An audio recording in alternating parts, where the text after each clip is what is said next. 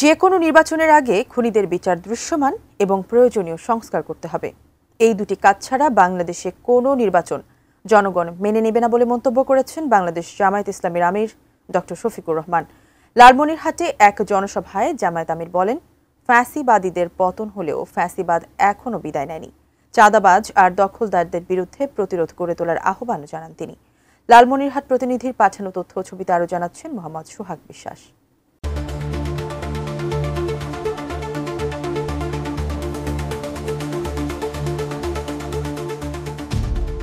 তিস্তা মহাপরিকল্পনা বাস্তবায়ন, আওয়ামী লীগের বিচার ও সংস্কার শেষে নির্বাচনের দাবিতে প্রথমবারের মতো দলীয় প্রধানের উপস্থিতিতে জনসভা করেছে লালমনিরহাট জেলা জামায়াত। এতে অংশ নিয়েছে জামায়াতের আমির ডক্টর শফিকুর রহমান।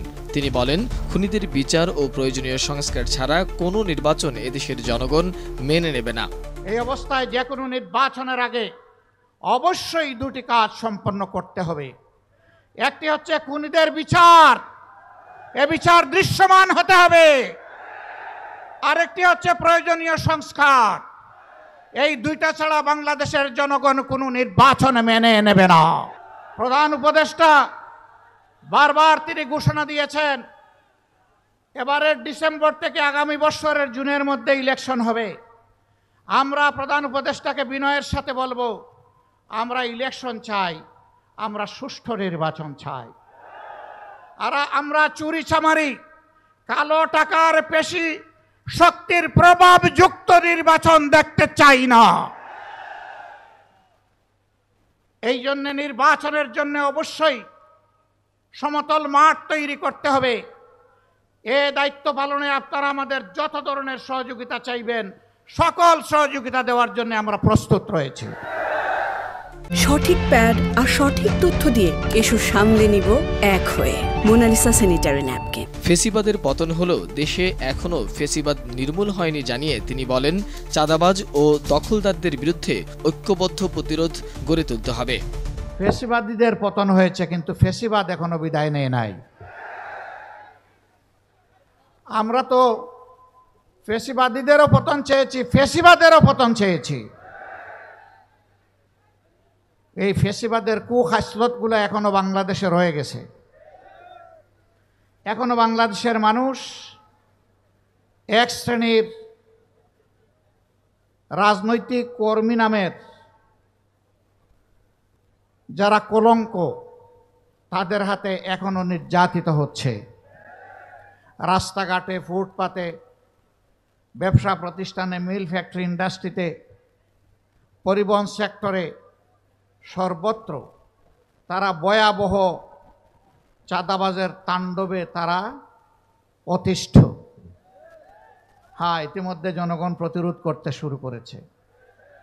জনগণের ধৈর্যের বাঁধ ভেঙে গেছে। আমরা এই সংগ্রামী জনগণকে অভিনন্দন জানাই এবং আশ্বস্ত করি, চাঁদাবাজ দখলদারদের বিরুদ্ধে আমরা একসাথে এগিয়ে যাব ইনশাআল্লাহ। এদেশের মানুষ আর আধিপত্য দেখতে চায় না মন্তব্য করে জামায়াতের আমির বলেন, অতি দ্রুত তিস্তা মহাপরিকল্পনা বাস্তবায়ন করতে হবে। আমরা আমাদের সহকর্মীদেরকে বলেছিলাম, জাতীয় জীবনের এই কঠিন মুহূর্তে আমাদেরকে কঠিন দায়িত্ব পালন করতে হবে। জামায়াতের আমির বলেন, তারা রাষ্ট্র ক্ষমতায় গেলে নারী ও বিভিন্ন ধর্মাবলম্বীদের সর্বোচ্চ নিরাপত্তা নিশ্চিত করা হবে। আমাদের মায়েরা, আমাদের বোনেরা, আমাদের মেয়েরা একই শিক্ষায় তারা শিক্ষিত হবে। তাদের হাতগুলো দক্ষ কারিগরের হাত হিসাবে গড়ে তোলা হবে। কিন্তু দুটি জিনিসের বড় অভাব। তাদের জন্য সামাজিক কোনো নিরাপত্তা বলয় গত 54 বছরে সরকারগুলো দিতে পারে নাই।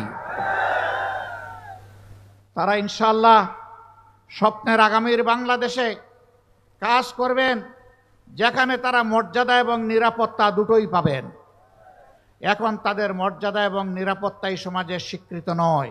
অনেকে বলে জামাতে ইসলামী ক্ষমতায় গেলে মহিলাদেরকে কর্মক্ষেত্রে প্রবেশ করতে দিবে না। এটি সঠিক নয়।